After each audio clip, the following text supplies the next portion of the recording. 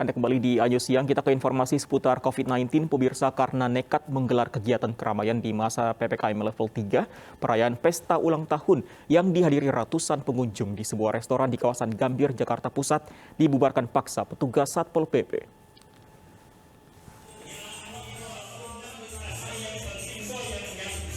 Perayaan pesta ulang tahun di sebuah restoran Emurau, Jalan AM Sangaji, Gambir, Jakarta Pusat ini langsung dibubarkan paksa petugas Satpol PP. Dari 2 lantai, petugas mendapati banyaknya pengunjung yang abai protokol kesehatan dengan tidak memakai masker dan tak menjaga jarak. Pembubaran paksa kegiatan keramaian secara sembunyi-sembunyi ini dilakukan petugas, di mana kini video rekamannya tengah viral di media sosial. Senin sore, petugas kembali mendatangi lokasi untuk memastikan jika tempat usaha yang telah disegel selama 3 kali 24 jam itu tidak lagi beroperasi.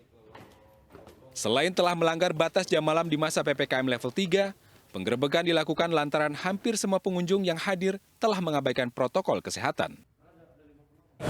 Kemarin ada acara perkumpulan-perkumpulan dan mungkin dari ulang tahun, tetapi jumlah pengunjungnya tidak dibatasi, protokol kesehatannya tidak dijalankan, jadi kita segel selama 3. Selama masa penyegelan, petugas akan terus melakukan pengawasan. Jika nantinya didapati kecurangan, maka sanksi perpanjangan segel akan diberikan petugas hingga 7 hari ke depan. Dari Jakarta Pusat, Rani Sanjaya, iNews melaporkan.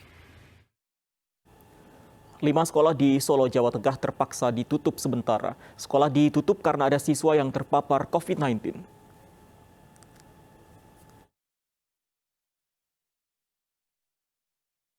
Pertemuan tatap muka di 5 sekolah terpaksa dihentikan sementara. Hal ini dilakukan karena berdasarkan tes acak, puluhan siswa positif COVID-19. 5 sekolah yang terpaksa ditutup sementara antara lain SD Kristen 1 Manahan, SDN Mangkubumen Kidul, SDN Semanggilor, SDN Islam 1 Jamsaran, dan SD Danukusuman. Terbanyak ada di SD Kristen 1 Manahan, tes PCR 28 siswa positif COVID-19. Besok pagi saya muter lagi, pokoknya sebelum ke balai kota saya muter ke sekolah-sekolah, kita lihat progresnya di tiap-tiap sekolah seperti apa. Iya, makanya saya kan milih jangan lupa untuk masker, pulang sekolah jangan keluyuran dulu. Kemarin saya melakukan beberapa murid yang setelah selesai sekolah malah di es kapal. Pembelajaran tatap muka dialihkan menjadi pembelajaran jarak jauh selama 2 minggu. Pemerintah Kota Solo akan terus mengevaluasi dan memastikan protokol kesehatan tidak kendur. Dari Solo, Jawa Tengah, Septiantoro, iNews melaporkan. Pemirsa, jumlah pasien positif COVID-19 di RSCM tercatat berjumlah 4 orang. Namun pihak rumah sakit tetap mengantisipasi gelombang ketiga pertambahan pasien COVID-19. Beberapa upaya yang dilakukan adalah memastikan kesiapan ruangan, sarana dan prasarana pendukung, serta tenaga kesehatan untuk merawat pasien. 380 tempat tidur pun disiapkan untuk menampung pasien. Jumlah ini pasien positif terus menurun selama beberapa bulan ke belakang. Gejala pasien yang dirawat karena COVID-19 juga merupakan gejala ringan.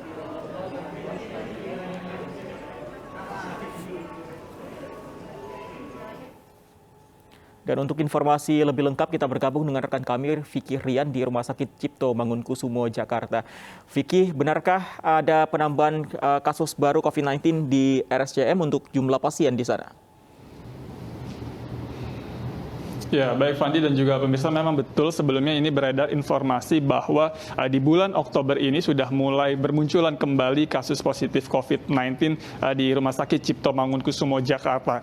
Namun untuk mengetahui lebih jelas, saat ini saya sudah berada di Rumah Sakit Cipto Mangunkusumo dan sudah bersama saya Direktur Utama RSCM, Ibu Lis Dinalia Stuti. Selamat siang, Ibu. Selamat siang, Mas Vicky. Terima kasih banyak. Bu Lis, sebelumnya beredar informasi yang mengkhawatirkan Bu bahwa katanya ada kasus COVID bermunculan lagi di bulan Oktober ini di RSCM. Gimana Bu? Apakah informasi tersebut ini valid atau seperti apa? Baik, terima kasih banyak. Bahwa sebetulnya informasi itu harusnya datang dari institusi karena yang mempunyai data lengkap adalah kami. Kami melakukan kompilasi data secara keseluruhan. Bahwasanya penyakit ini memang tidak hilang, dia tetap ada berdatangan maksudnya, tetapi sangat kecil. Kita tahu bahwa Jakarta ini sudah masuk zona hijau. Salah satu data yang disumbangkan ke Jakarta adalah data RSCM. Dan menurut kami tidak benar adanya kenaikan pada bulan Oktober ini. Sepanjang bulan September dan Oktober ini kasus kami landai, setiap hari hanya ada sekitar 2-10 kasus saja. Dan yang dirawat pun juga sangat sedikit. Per hari ini pun kami di bawah 10 yang dirawat dan itu tidak ada yang berat. Artinya dari bulan sebelumnya, di bulan Oktober ini justru menurun ya Bu? Betul. Ini kalau kita bisa lihat ya, ada data. Ini adalah pasien dengan kunjungan ke IGD. Ya, saya lihat pertunjukan sini. Di IGD kami itu di bulan September 2-11 kasus per hari. Dengan konfirmasi yang konfirmasi COVID adalah sebanyak 0-4 per hari. Di Oktober ini hanya 0-3 kasus terkonfirmasi yang datang ke RSCM. Dan ini adalah data pasien yang dirawat. Mungkin boleh dilihat kalau di Zoom. Ini adalah area COVID kami yaitu Kiara Ultimate. Per hari kami dirawat sekitar hanya tidak sampai 10. Dan ini menunjukkan memang tidak ada peningkatan kami dan sepanjang September Oktober kasusnya landai rendah. Tapi kan yang dikhawatirkan Bu, ini ada munculnya gelombang ketiga. Dari RSCM sendiri untuk mengantisipasi gelombang ketiga seperti apa Bu?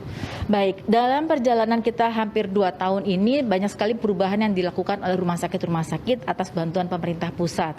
Jadi Rumah Sakit Cipto pun juga sudah mengalami penambahan kapasitas untuk pasien infeksi. Kita bisa mengantisipasi dari sisi sarana prasarana karena kita sudah terbangun area-area dengan tekanan negatif, kemudian sebagainya. Dari sisi itu kami sudah punya ratusan bed yang akan bisa dibuka kembali, yang sekarang kita sudah jadikan layanan normal.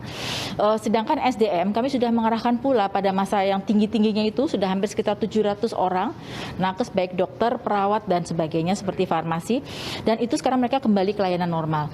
List itu yang akan kita pegang untuk kalau ada kenaikan kita tarik kembali ke area COVID. Terima kasih banyak waktunya Ibu Lis. Terima kasih sama-sama.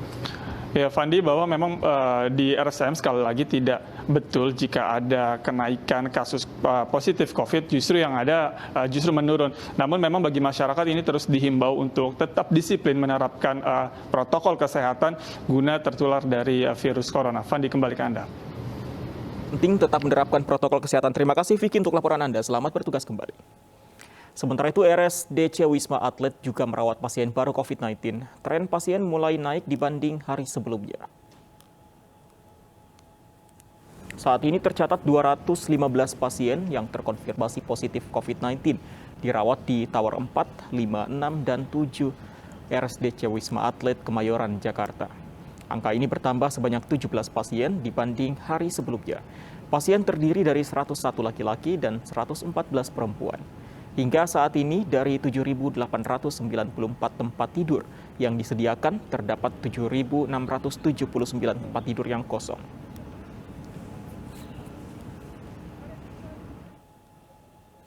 Pemerintah kembali melanjutkan pemberlakuan pembatasan kegiatan masyarakat atau PPKM selama 2 minggu ke depan.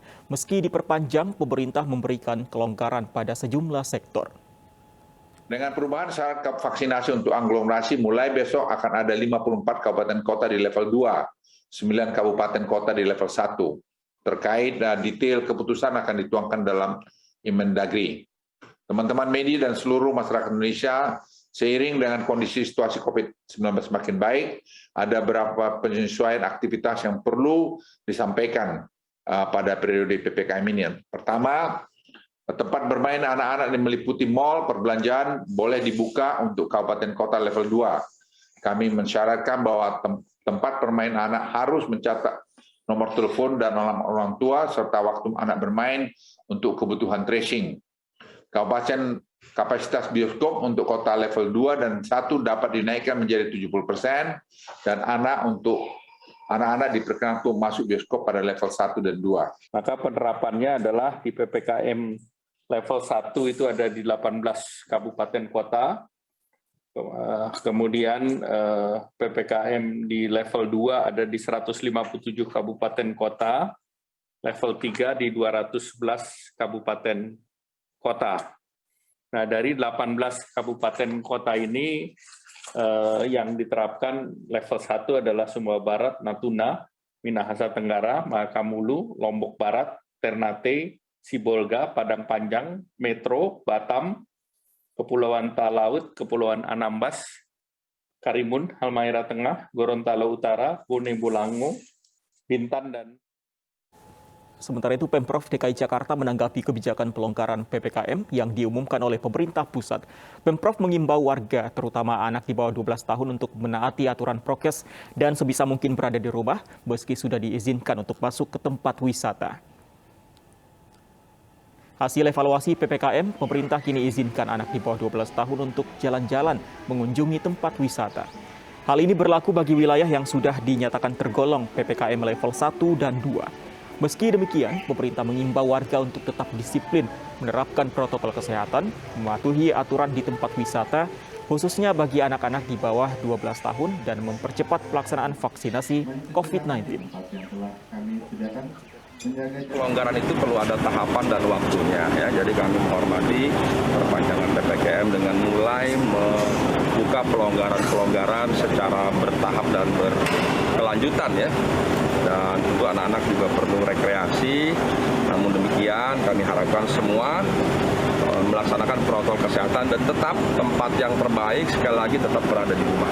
Tidak usah pergi keluar rumah kecuali hal yang Pemirsa, bagi Anda yang ingin menikmati konten Vision Plus tanpa harus menyedot kuota, Anda tak perlu khawatir. Saat ini Anda bisa melakukannya di Warung Migo. Warung Migo akan memberikan pelayanan akses yang lebih cepat sehingga pengguna bisa mengakses berbagai konten digital tanpa kuota, iklan, dan tanpa buffering.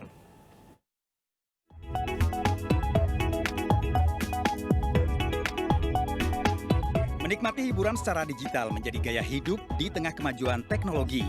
Potensi ini menarik perhatian MNC Vision Network dan Migo Indonesia. Kedua perusahaan ini berkolaborasi memberi kemudahan bagi masyarakat pengguna aplikasi Migo untuk menikmati konten Vision Plus tanpa kuota, iklan, dan buffering. Pengguna aplikasi Migo dapat mengunduh konten digital, film, series televisi di Warung Migo tanpa batas dan lebih cepat dengan harga terjangkau. Konten yang sudah di-download dapat ditonton dimanapun dan kapanpun secara offline. Ini juga tentunya untuk Vision Plus juga. Karena Vision Plus itu adalah OTT atau video streaming yang memberikan hiburan selengkap-lengkapnya. Kalau harus semuanya online kan mahal. Dengan offline bisa dijangkau oleh seluruh masyarakat. Migo installs our own proprietary patented equipment in warung just like this one. And what that means is that customers can come down here, download films and TV series incredibly fast. It takes 1 minute to download a feature-length film through Migo's network. Kerjasama antara Vision Plus dan Migo menargetkan pada akhir tahun 2022 mampu mengajak 10.000 UMKM di Indonesia untuk dapat bermitra dengan Warung Migo.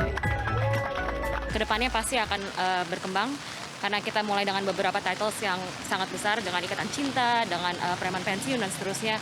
Tapi ke depan juga original Vision Plus akan disediakan di Migo. Migo sekarang ya satu ya sebagai omset tambahan lah, satu buat tambahan omset tambahan, fotokopi kita juga banyak yang pada kenal gitu. Vision Plus dan Migo Indonesia menghadirkan layanan unggulan berupa online to offline O2O, sehingga pengguna dapat menonton konten-konten berkualitas tanpa biaya data, tanpa iklan, dan tanpa buffering dengan biaya murah. Tim Liputan iNews melaporkan.